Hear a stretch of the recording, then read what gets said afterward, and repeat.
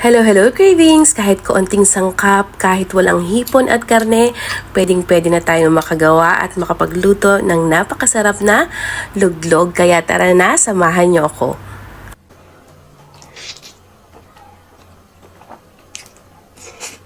Ang una nating gagawin ay maggisa muna tayo ng ating sibuyas. At pag nangangamoy na ang sibuyas, isunod natin ang ating bawang.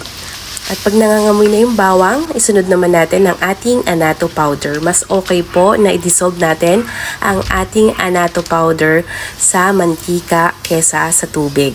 Kung hindi naman available ang ating annatto powder, meron naman tayong buto ng atsuete. Uunahin lang po natin yon bago ang bawang at ang ating sibuyas. Maglagay na rin tayo dito ng tubig. At ang ating gagamitin ditong pangpalapot ay breadcrumbs. Ang breadcrumbs po ay laging meron at hindi nawawalan ang mga bakery. Yung pong pangbudbud sa pandesal, pwede po kayong bumili sa kanila ng mga breadcrumbs. Naglagay na rin ako dito ng paminta, ng shrimp cubes. I-try nyo rin pong gamitin ang breadcrumbs dahil ito po yung hindi nagtutubig na sauce para sa ating luglog or palabok.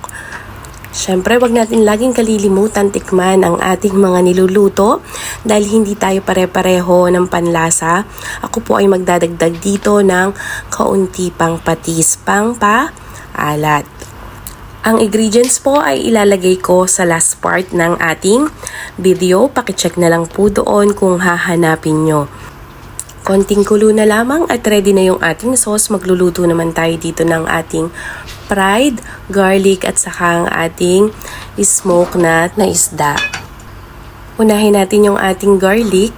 Kapag ito ay color brown na o golden brown, pwede na natin itong hanguin. At isusunod naman natin yung ating tinapa. Ang gamit ko pong tinapa ay bangus. Kahit ano pong klaseng tinapang isda, pwede po natin gamitin. Ito po kasi talaga yung isa sa nagpapasarap sa ating luglog. Meron pa tayo ditong tokwa. Kung meron pa tayong extra budget, why not, di ba?